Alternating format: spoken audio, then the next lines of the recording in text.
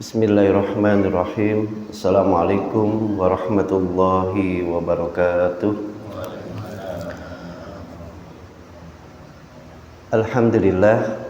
Alhamdulillahilladzi anzala sakinata fi qulubil mu'minin liyazdadu imanan ma'a imanihim. Asyhadu an la ilaha illallah wa asyhadu anna Muhammadan abduhu wa rasuluh la nabiyya ba'dah. Allahumma salli ala Muhammad wa ala ali Muhammad wa ala alihi wa sahbihi ajma'in. Qala Allah ta'ala fi kitabihil karim wa huwa astaqul qailin, ya ayyuhalladzina amanu taqullaha haqqa tuqatih wa la tamutunna illa wa antum muslimun.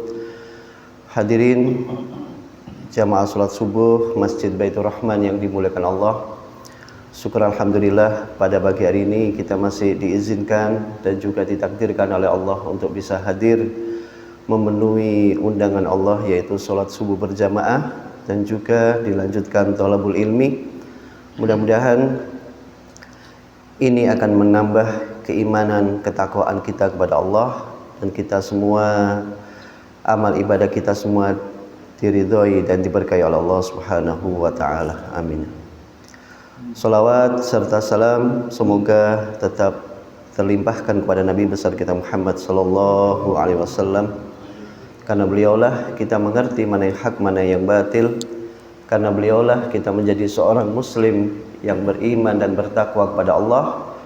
Semoga kita senantiasa mengikuti tuntunan Rasulullah, mengikuti akhlak Rasulullah, karena ini akan menyelamatkan kita semua dunia sampai akhirat. Dan semoga kita semua bersama keluarga kita ditakdirkan oleh Allah mati dalam keadaan husnul khatimah. Amin ya rabbal alamin. Hadirin jamaah salat subuh yang dimuliakan Allah, kondisi umat Islam di akhir zaman ini tentunya tidak semakin baik. Semakin hari umat Islam semakin terpuruk, bahkan semakin jauh dari Allah, semakin jauh dari iman, semakin jauh dari Al-Quran, semakin jauh dari majelis ilmu, semakin jauh dari nilai-nilai agama Allah, semakin jauh dari ulama yang benar, ulama yang baik, ulamaul khair, dan juga semakin jauh dari orang yang ahli agama. 100 tahun yang lalu di dalam sabdanya, qala Nabi sallallahu alaihi wasallam, sayati ala ummati zamanun, akan datang di akhir zaman umatku, di akhir zaman kondisinya seperti ini, kata Rasulullah, yafirruna minal ulama, mereka lari dari ulama, semakin menjauh dari ulama. Yang kedua, wal fuqaha, dan juga semakin jauh dari orang ahli agama, mereka semakin menjauh. Apa dampaknya? Apa musibah yang Allah berikan kepada para umat atau manusia, umat Islam yang semakin jauh dari ulama? Rasulullah menggambarkan, fayabtalihimullahu bitsalasi baliyat, akan Allah beri musibah, Allah akan berikan fitnah, yaitu 3 hal. Yang pertama, kata Rasulullah, yarfa'ullahu al-barakata min kasbihim, Allah akan angkat keberkahan dari apa yang mereka kerjakan. Jadi karena umat Islam semakin jauh dari Allah, jauh dari iman, jauh dari Al-Quran, jauh dari majelis ilmu, nilai-nilai keberkahan Allah akan angkat, Allah cabut. Bagaimana mungkin nilai keberkahan akan Allah berikan kalau dia tidak beriman, dia tidak beramal soleh? Apalagi kuncinya itu iman. Kalau orang sudah tidak beriman, jauh dari ilmu, tentu nilai-nilai keberkahan akan Allah cabut. Sepintar apapun, sekaya apapun, kalau orang sudah tidak ada nilai keimanan dalam dirinya, tentu nilai keberkahan itu akan Allah ambil, akan Allah lenyapkan. Yang kedua, bencana yang kedua akan Allah berikan, yusallitullahu alaihim sultanan dzaliman, Allah akan kirim kepada umat atau umat Islam atau di zaman akhir itu pemimpin yang zalim, pemimpin yang tidak mengerti agama, pemimpin yang tidak mengerti nilai-nilai agama Islam. Mereka sangat kejam terhadap rakyatnya, mereka menghalalkan segala cara. Inilah Allah kirim pemimpin yang zalim. Dan musibah yang ketiga yang Allah berikan, yakhruju minad dunya bi ghairi imanin. Masya Allah, mereka mati meninggalkan dunia tanpa membawa iman. Na'udzubillahi min syarri dzalik. Hadirin yang dimuliakan Allah, Nabi kita sudah meninggal 1500 tahun yang lalu. Sahabat juga sudah tidak ada. Tabi'in yang sangat dari sumbernya sudah meninggal. Sekarang ini yang kita contoh yaitu ulama. Al-ulama warathatul anbiya. Ulama itu adalah pewaris para nabi. Al-ulama masabihud dunya. Ulama itu cahayanya dunia, lampunya dunia. Ada dalam istilah al-ulama sirajul dunia. Ulama itu yaitu lentera dunia yang menyinari. Tapi kalau ulama sudah dijauhi, apalagi ulama ul khair. Ulama itu ada dua, ulama su, ulama yang jelek, ulama yang jahat, yang tidak mengerti agama, ulama yang menghalalkan segala cara. Yang kedua ulama ul khair, ulama yang sebagai ulama yang baik, panutan kita. Makanya Allah memberitahu kepada kita dalam surat Al-A'raf itu surat ke-7 ayat 96. A'udzubillahi minasyaitonirrajim. Bismillahirrahmanirrahim. Walau anna ahlal qura amanu wattaqau lafatahna 'alaihim barakatim minas samaa'i wal ard walakin kadzdzabu fa akhadnahum bima kanu yaksibun. Surat Al-A'raf ayat 96. Di sini Allah memberitahu kepada kita, Allah berfirman, walau anna ahlal qura, andaikan suatu penduduk suatu negeri amanu, beriman, mereka betul-betul beriman kepada Allah, wattaqau, dan juga betul-betul bertakwa kepada Allah. Apa janji Allah? La fatahna alaihim barakatim minas sama'i wal ard. Pasti kata Allah, di situ lam taukid, pasti kata Allah. La fatahna, pasti akan kami bukakan keberkahan-keberkahan, bukan barokatun, tidak, tapi barokat jamak. Jadi Allah akan bukakan keberkahan-keberkahan dari pintu langit, dari pintu bumi, semua Allah bukakan. Dari langit Allah turunkan hujan, dengan hujan Allah tumbuhkan tanaman, Allah suburkan tanah. Kemudian dari bumi Allah keluarkan sumber-sumber mata air yang jernih, sumber alam. Ini semua adalah keberkahan-keberkahan yang Allah berikan kepada kita, kepada umat Islam terutama. Tetapi walakin kadzdzabu, akan tetapi kebanyakan manusia itu apa? Mendustakan ayat-ayat Allah, mendustakan nikmat-nikmat Allah, tidak taat pada Allah. Mereka semakin jauh dari Allah. Makanya apa yang Allah turunkan? Fa akhadnahum bima kanu yaksibun. Maka Allah timpahkan musibah, azab terhadap apa-apa yang mereka kerjakan. Jadi intinya kalau kepingin diri kita ini menjadi orang yang barokah, keluarga kita menjadi orang yang barokah, negeri kita menjadi negara yang barokah, kampung kita menjadi kampung yang barokah, apa kuncinya? Yaitu amanu wattaqau. Harus betul-betul beriman kepada Allah. Yang kedua, bukan hanya sekedar beriman, wattaqau, dan juga betul-betul taat, bertakwa kepada Allah. Dan ini sudah Allah janjikan, dan ini adalah janji Allah. Innallaha la yukhliful mi'ad. Allah tidak akan mengingkari janjinya. Hadirin yang dimuliakan Allah, sekarang ini banyak orang yang sudah dikasih Allah nikmat yang begitu besar, nikmat yang banyak, tetapi banyak yang mendustakan. Dan ini sifat manusia.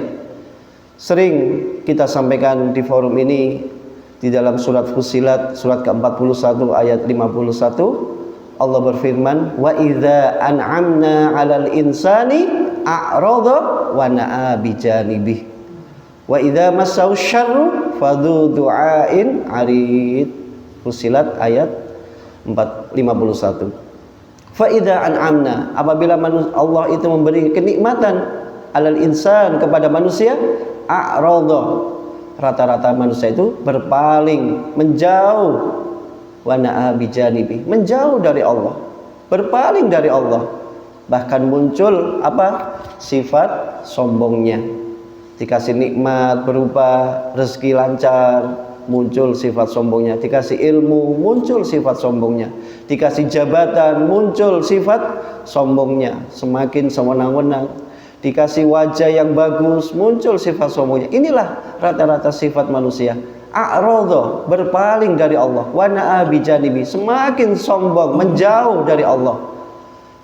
Sebaliknya, wa idza massahu syarru, apabila ditimpa musibah, malapetaka, dicabut nikmat-nikmat yang Allah berikan, fadhu du'ain arid, manusia itu apa? Banyak mendekat kepada Allah, DP kepada Allah. Ya Allah, salahku apa ya Allah ini. Tapi tatkala dia waktu kaya, lupa kepada Allah. Banyak contoh-contohnya.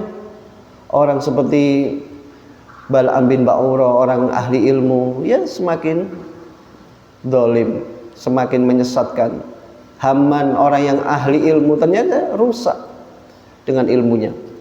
Hadirin yang dimuliakan Allah, makanya kita terus berpegang pada Allah, berpegang kepada agama Allah. Wa'tasimu bihablillahi jami'an wa la tafarraqu. Hendaklah kalian berpegang dengan tali Allah, jangan bercerai-berai. Bahkan di dalam surat Al-Imran ayat 101, wa may ya'tasim billahi faqad hudiya ila siratim mustaqim. Barang siapa yang memegang teguh agama Allah, faqad hudiya, sungguh kata Allah akan kami beri hidayah ila siratil mustaqim, kepada jalan yang lurus. Hadirin jamaah salat subuh Masjid Baitur Rahman yang dimuliakan Allah, Umar bin Khattab mengatakan, ma yahdimul Islam salasah, yang menyebabkan runtuhnya nilai-nilai agama Islam itu ada 3. Yang mengatakan ini Umar bin Khattab. Yang pertama, zallatul alim, orang alim, orang berilmu tergelincir. Bayangkan, orang berilmu, ngerti agama, tergelincir, kepleset. Dulunya alim, karena diiming-imingi jabatan, memiliki harta yang berlimpah, zallatul alim, tergelincir. Yang kedua, yang menyebabkan Islam itu terpuruk, yang menyebabkan umat Islam juga terpuruk, kata Umar bin Khattab, jidalul munafiki bil Quran. Orang munafik mendebat agama, punya dalil-dalil dari Al-Quran, punya hujjah. Bayangkan orang munafik, yang mana orang munafik ini hafal Al-Quran, tetapi tujuannya bukan untuk menjadikan agama Allah itu lurus, menjadikan agama Allah itu bengkok. Makanya ada timbul JIL, jaringan Islam liberal. Orangnya pinter-pinter, hafal hadis ribuan, hafal Al-Quran, tapi bukan untuk menegakkan agama Allah, tapi apa? Supaya agama Islam ini semakin bengkok. Dikatakan Umar bin Khattab dalam makalahnya, jidalul munafiki bil Quran. Orang munafik mendebat kebenaran dengan argumentasi dalilnya bersumber dari Al-Quran. Siapa yang tidak terpukau? Siapa yang tidak terpesona dengan kepintarannya orang-orang munafik seperti itu? Dan yang ketiga, yang menyebabkan umat Islam ini terpuruk, kata Umar bin Khattab, hakama a'immatul mudhillin, berkuasanya para pemimpin yang zalim, pemimpin yang tersesat.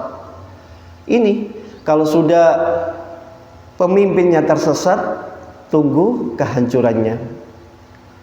Hadirin yang dimuliakan Allah, ciri-ciri orang munafik itu alladzina yasudduna an sabilillah wa yabghunaha 'iwaja wa hum bil akhirati kafirun. Surat Al-A'raf ayat 45.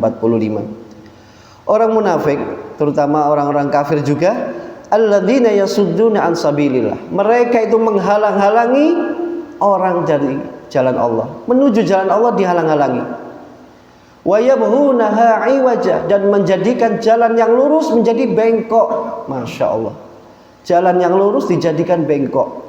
Wa hum bil akhirati kafirun, mereka kafir, ingkar terhadap urusan akhirat. Makanya Allah berfirman bahwasanya letaknya orang munafik itu di mana? Di tempat paling dasar di neraka. Kalau di dalam bahasa Jawa, di keraknya api neraka. Inti neraka itu orang munafik tempatnya.